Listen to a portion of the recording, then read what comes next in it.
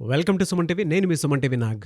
కోల్కతా ఇన్సిడెంట్కి సంబంధించి చాలా కొత్త కోణాలు, కొత్త విషయాలు వెలుగులోకి వస్తూ ఉన్నాయి. అయితే మెడికల్ కాలేజ్కి సంబంధించినటువంటి ప్రిన్సిపల్ని విచారణలోకి తీసుకోవడం జరిగింది. అయితే దాని తర్వాత అతని గురించి సెర్చ్ చేయడం జరిగింది.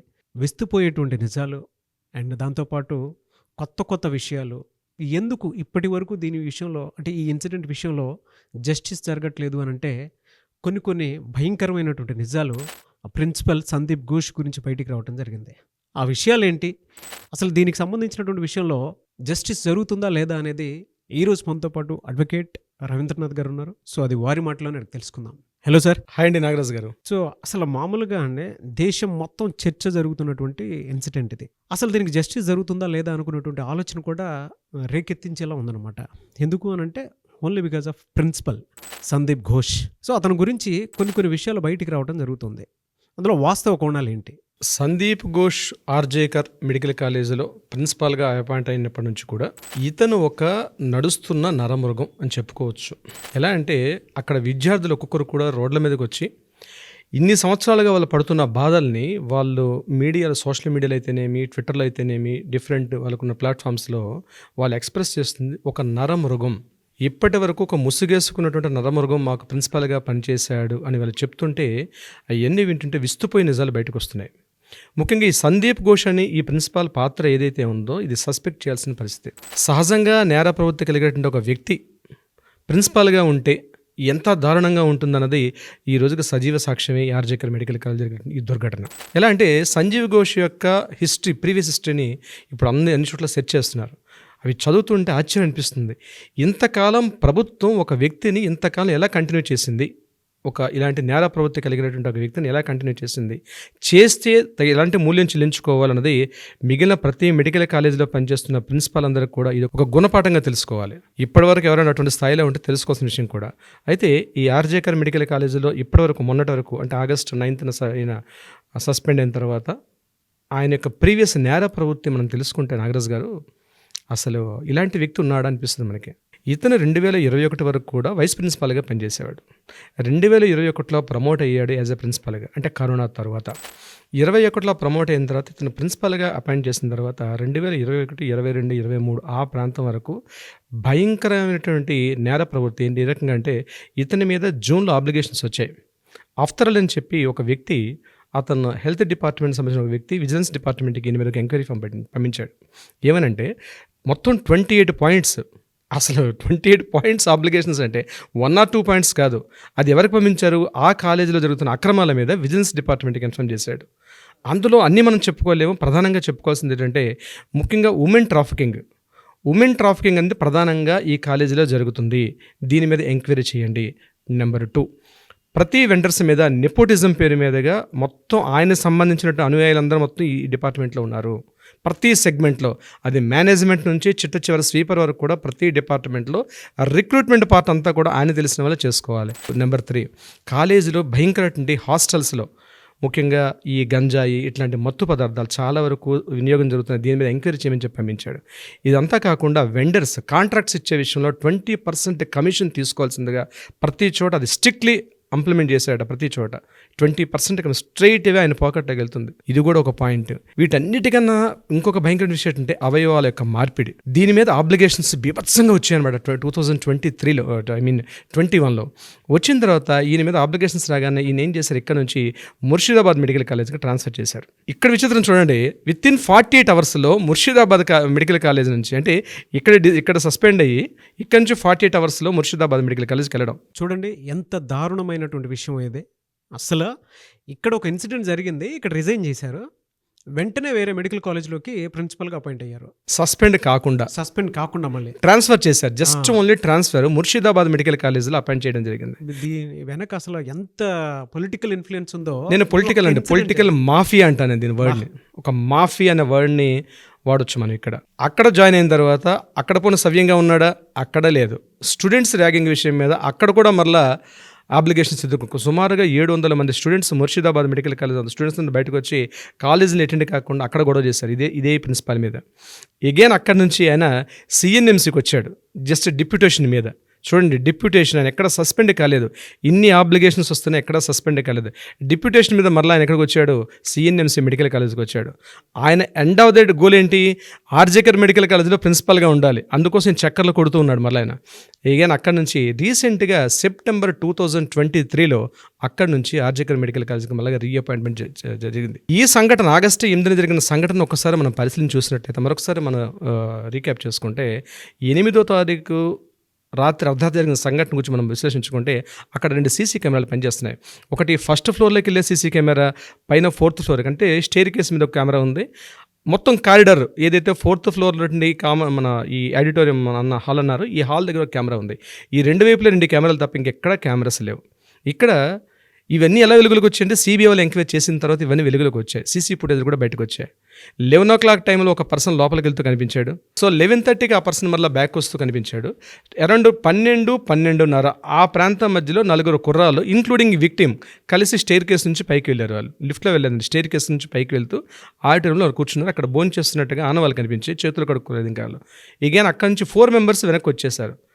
12:30 నుంచి 2:30 వరకు అక్కడ ఉండి 2:30కి 4 members కూడా బయటకు వచ్చేసారు. 2:30కి ఈ అమ్మాయి రాలే. ఆ కెమెరా ఫుటేజ్లో ఈ అమ్మాయి కనిపించలేదు. అక్కడ వరకు జరిగింది అది. 4 o'clock ఆ సమయంలో ఏం జరిగింది? ఒక పర్సన్, ఇప్పుడు ఎవరైతే మనం సంజయ్ రాయ్ అని చెప్తున్నాం, ఎవరైతే మనం మెయిన్ కల్పిట్ అని చెప్తున్నాం, ఈ సంజయ్ రాయ్ అనే వ్యక్తి పైకి వెళ్తూ ఒక గ్రీన్ కలర్ షర్ట్ వేసుకుంటూ పైకి వెళ్తున్నాడు స్టేర్ కేస్ నుంచి. 4 o'clock వెళ్ళి అగైన్ 4:35కి ఆయన అక్కడి నుంచి బ్యాక్ వచ్చి వెనక్కి వెళ్ళిపోతూ కనిపించాడు. ఇది సీసీ ఫుటేజ్. ఎందుకు మనం సందీప్ ఘోష్ గురించి మాట్లాడుతూ ఈ విషయం ఎందుకు మాట్లాడుతున్నాం అంటే, ఈ ఫుటేజ్ అన్నీ కూడా ఫస్ట్ ఎప్పుడైతే సంఘటన జరిగిందో ఈ ఇన్ఫర్మేషన్ ప్రిన్సిపల్కి ఇన్ఫర్మేషన్ వెళ్ళింది. మార్నింగ్ అరౌండ్ 6:30, 7 o'clock జరిగింది. 6:30కి ఇన్ఫర్మేషన్ వెళ్ళంగానే ఆయన వీళ్ళందరూ కూడా నాకు తెలిసిన ఇన్ఫర్మేషన్ ప్రకారం నేనేమనుకుంటున్నానంటే, ఇమ్మీడియట్గా ఇది హైదరాబాద్ ఇన్ఫార్మ్ చేశాడు ఆయన. దీన్ని ఎలాగైనా ఒక సూసైడ్ కేసుగా దీన్ని కవర్ చేసేసి సాక్ష్యాలని రూపుమాపేసి ఎవిడెన్సెస్ ఏవి లేకుండా ఉండాలనే ఉద్దేశంతో ఒక చర్చ జరిగింది. మార్నింగ్ అరౌండ్ 6 నుంచి 9:30 వరకు ఒక పెద్ద హైడ్రామా నడిచింది కాలేజీలో, వితౌట్ పోలీసులకి ఇన్ఫర్మేషన్ జరగకుండా. ఈ టైంలో 9 o'clock పేరెంట్స్కి ఇన్ఫార్మ్ చేశారు. ఏమని ఇన్ఫార్మ్ చేశాడు ఈ సందీప్ ఘోష్ అనే ప్రిన్సిపాల్? ఇది సూసైడ్ కేసు అని ఇన్ఫార్మ్ చేశాడు ఆయన. ఇక్కడ జాగ్రత్తగా పరిశీలించాల్సింది, ఇది సూసైడ్ కేస్ అని ఇన్ఫార్మ్ చేశాడు ఆయన. First information is very important. ఇక్కడ ఇన్ఫార్మ్ చేసిన తర్వాత పేరెంట్స్ అందరూ, ఈ స్టోరీ అంతా మనకి కంటిన్యూస్ తెలిసిన విషయమే. ఇన్ఫార్మ్ చేసిన తర్వాత ఈరోజు ఆయనకి ఇమ్మీడియట్గా ఏం చేశారు, అదే రోజు నాడు 9th అంటే ఆగస్ట్ 9న ఇతనికి సాయంత్రం 5:30కి పోస్ట్ మార్టం జరిగింది. 7:30కి ఈయనకి అక్కడి నుంచి సిఎన్ఎంసి అంటే కలకట్టా నేషనల్ మెడికల్ కాలేజ్గా ట్రాన్స్ఫర్ చేస్తూ మళ్ళీ సెంట్రల్ మన స్టేట్ గవర్నమెంట్ నుంచి ఈయనకి మళ్ళీ ఆర్డర్స్ వచ్చాయి. ఈయన మెడికల్ కాలేజ్ జాయిన్ అవబోతున్నాడు. అయితే ఇక్కడే సోషల్ మీడియా కానీ మీడియా ఒక్కసారి బయటకు రావడం వల్ల సందీప్ ఘోష్ యొక్క విషయాన్ని హైకోర్టు ఇమీడియట్గా ఏం చేసిందంటే, మమతా బెనర్జీ చేసినటువంటి ఏదైతే ట్రాన్స్ఫర్ ఆర్డర్స్ తప్పు అని ఖండించి ఇమీడియట్గా ఆయన సస్పెండ్ చేసింది హైకోర్టు. అంటే ఈరోజు ఏ స్థాయిలో ఉందండి నాగరాజు గారు? హైకోర్టే ఇన్వాల్వ్మెంట్ కాకపోతే సందీప్ ఘోష్ అనే వ్యక్తి ఈరోజు సొసైటీలో ఒక పెద్ద మనిషిగా చలామణి అయ్యేవాడు కదా. కానీ హైకోర్టు ఇన్వాల్వ్మెంట్ ఈ విషయంలో మాత్రం హైకోర్టుకి అందరం కూడా మనం చాలా అప్రిషియేట్ చేయాలి. ఈ సందీప్ ఘోష్ని సస్పెండ్ చేశారు. ఇమీడియట్గా మళ్ళీ 13th సిబిఐ ఎంక్వైరీ చేశారు. సిబిఐలోకి ఎంటర్ అయిన తర్వాత ఆయన ఇచ్చిన అక్కడ ఫస్ట్ స్టేట్మెంట్, ఇతను ఫస్ట్ స్టేట్మెంట్ ఏమి ఇచ్చాడు, ఇన్సిడెంట్ జరిగిన తర్వాత పేరెంట్స్కి ఇన్ఫార్మ్ చేసింది సూసైడ్ అని చెప్పాడు. దాని తర్వాత మీడియా ఎంటర్ అయిన తర్వాత మీడియాకి ఆయన ప్రెస్ చేస్తూ ఏం చెప్పాడంటే, ఆ అమ్మాయి 4th ఫ్లోర్కి వెళ్ళడం తప్పు, 36 hours డ్యూటీ అనే విషయం హైలైట్ చేయకుండా అది ఆ పైకి వెళ్ళడమే తప్పు, ఆమె పర్సనల్ ఇష్యూ అది. సో జరిగింది ఏమైనా జరగవచ్చు అన్నట్టుగా ఏమీ తెలియని ఒక కొత్త విషయం అన్నట్టు ఏమీ తెలియనట్టుగా చెప్పడం జరిగింది ఆ విషయంలో. ఫస్ట్ స్టేట్మెంట్ అతనిది. ఇది ఫస్ట్ స్టేట్మెంట్ అతను చెప్పింది. ఎవరు వెళ్ళమన్నారు? అది ఆవిడ ఫాల్ట్ కదా, వెళ్ళమని ఎవరు చెప్పరు కదా, సెమినార్ హాల్ ఎవరు వెళ్ళమన్నారు అనేటువంటి స్టేట్మెంట్ని ఆయన పాస్ చేయడం జరిగింది. First statement Sandeep Ghosh negligence అంటే ఆవిడ చేసుకున్న దానికి ఎవరేం చేస్తారు అంటే కేసుని మిస్గైడ్ చేయడం, సూసైడ్ చేసుకుందనే విషయాన్ని పబ్లిక్ తెలియడం కోసం ఈ స్టేట్మెంట్ ఇచ్చాడు. బ్లేమ్ గేమ్ నింద 100 వేశారు, అకౌంటబిలిటీకి వచ్చేటప్పటికి 0 ఎగ్జాక్ట్లీ. అక్కడ కట్ చేస్తే సిబి ఇంట్రాగేషన్లో రిజైన్ చేస్తూ అంతనేం చెప్పాడంటే, చనిపోయిన అమ్మాయి నా కూతురుతో సమానం, నా కాలేజీలో ఇట్లాంటి సంఘటన జరగడం అత్యంత దురదృష్టకరం, ఎందుకంటే ప్రపంచం ముందు దోషిగా నిలబడ్డాడు, నా భవిష్యత్తు ఆయనకు అర్థమైపోతుంది. అప్పుడే ఫస్ట్ స్టేట్మెంట్కి సెకండ్ స్టేట్మెంట్కి చూడండి ఎంత తేడా వచ్చేసి. సిబిఐ ఎంటర్ అయిన తర్వాత స్టేట్మెంట్. అవునండి, జరిగిన ఇన్సిడెంట్ బాధాకరం, నా కూతురు లాంటిది, నా కూతురు లాంటిది అని చెప్పి అలాంటిది మా ఆయన కాలేజీలో స్టేట్మెంట్. జరగడం బాధాకరం అని చెప్పి స్టేట్మెంట్. అవును, ఆ స్టేట్మెంట్ ఇచ్చి ఎస్కేప్ అవుదాం ట్రై చేశాడు. సిబిఐ ఇప్పటికి ఒక 3 సార్లు ఇంట్రాగేషన్ చేసింది దాని మీద. అంటే సిబిఐ ఇంట్రాగేషన్ చాలా డిఫరెంట్గా ఉంటుంది నాగరాజు గారు. సిబిఐ ఇంట్రాగేషన్స్ ఇంతకుముందు మేము ఒకసారి చూడడం జరిగింది. దట్స్ కంప్లీట్లీ డిఫరెంట్గా ఉంటుంది. సో ఇంట్రాగేషన్లో ఆయన చెప్పిన విషయం ఏంటంటే ఈ స్టేట్మెంట్ ఇవ్వడం జరిగింది. సో ఎంటైర్ ఎపిసోడ్లో మనం అబ్జర్వ్ చేస్తే ఏం జరుగుతుందంటే నాగరాజు గారు, సందీప్ ఘోష్ అనే ప్రిన్సిపాల్గా ఉన్నటువంటి వ్యక్తి ఆ కాలేజీలో ఆర్జీకర్ హాస్పిటల్లో ఆయన చేసిన అక్రమాలకి పూర్తి చిట్టా బయటకు వస్తుంది. మనం వీలేదు ఇంకోసారి ఎపిసోడ్ చేద్దాం ఈ సందీప్ ఘోష్ మీద, ఇంకొక కంప్లీట్ మనం ఒక ఎపిసోడ్ చేద్దాం. ఎందుకంటే ఇది ఒక్కడే కాదండి, మెడికల్ కాలేజీ వ్యవస్థ అనేది భ్రష్టు పట్టి ఉంది భారతదేశంలో. అట్లీస్ట్ ఈ సంఘటనతో దేశంలో అనేక మెడికల్ కాలేజీలు బయటకు మేల్కొనాల్సిన అవసరం ఉంది. మన తెలుగు రాష్ట్రాల్లో కూడా అటువంటి ప్రిన్సిపల్స్ ఎవరైనా ఉన్నారేమో, అటువంటి నేర చరిత్ర ఉండేటువంటి కూడా ఉంటాయి. ఉండకూడదనే కోరుకుందాం. కానీ ఎవరైనా అటువంటి నేర ప్రవృత్తి కలిగినటువంటి కాస్త ఉంటే దీనికి అలర్ట్గా తీసుకోవాలి, ఒక గుణపాఠంగా తీసుకుని అలర్ట్ అవ్వండి. మీరు రాజకీయ నాయకులకు కొమ్ము కాస్తున్నంత కాలం మీరు బ్యూరోక్రాట్స్, మీరు ఒక కాలేజీ వైద్య వృత్తిలో ఉండి కాలేజీలో వీళ్ళు కొన్ని వేల మందికి కొన్ని వైద్యులను తయారు చేసిన పవిత్రమైన వృత్తి అండి అది. వైద్యో నారాయణో హరి అంటారు. అవును, సాక్షాత్తు నారాయణతో పోల్చింది మన వేదం, వైద్యో నారాయణో హరి. అలాంటి ఒక తండ్రి కన్నా ఉత్తమ స్థానం ఇచ్చిందండి. భగవంతుడితో ఈక్వల్గా ఉన్న స్థానం. ఆ స్థానంలో ఉంటూ కొన్ని వేల మంది వైద్యులను తయారు చేసేటువంటి ఒక వ్యవస్థ, ఒక సంస్థ ఒక నేర ప్రవర్తన కలిగితే ఎటువంటి వాళ్ళని మనం బయటికి పంపిస్తున్నామండి? మనం లాస్ట్ టైం చేసినటువంటి వీడియోకి ఇది ఇక్కడి నుంచే ప్రక్షాళన స్టార్ట్ అవ్వాలని చెప్పిన వీడియోకి కింద కామెంట్ బాక్స్లోనే 2 lakhs వ్యూవర్షిప్ దాటింది. అది జనరల్గానే అంటే ఒక 3 అవర్స్కే 2 lakhs వ్యూవర్షిప్ దాటింది. కింద అందరూ మెడికల్ స్టూడెంట్స్ కామెంట్ ఎగ్జాక్ట్లీ నేను అందరూ మెడికల్ స్టూడెంట్స్ మా కాలేజీలో కూడా ఇలాంటిది ఒకటి ఉంది అని కింద కామెంట్ బాక్స్ లో ఒక ఉద్యమంగా రావాలి నాగరాజు గారు. ఎందుకంటే ప్రతి స్టూడెంట్స్ ఆర్ ద వెపన్ అండి. ఈరోజు నెక్స్ట్ రేపటి జాతి నిర్మాతలు వాళ్ళే. ఎందుకంటే ఒక వ్యవస్థని, ఒక వైద్య ప్రవృత్తి ఒక పవిత్ర వృత్తి అండి. అన్ని వృత్తుల్లో కల్లా పవిత్ర వృత్తి వైద్య వృత్తి. అట్లాంటి వ్యవస్థ ప్రక్షాళన జరగాల్సిన ఆవశ్యకత ఉంది, అవసరం ఉంది.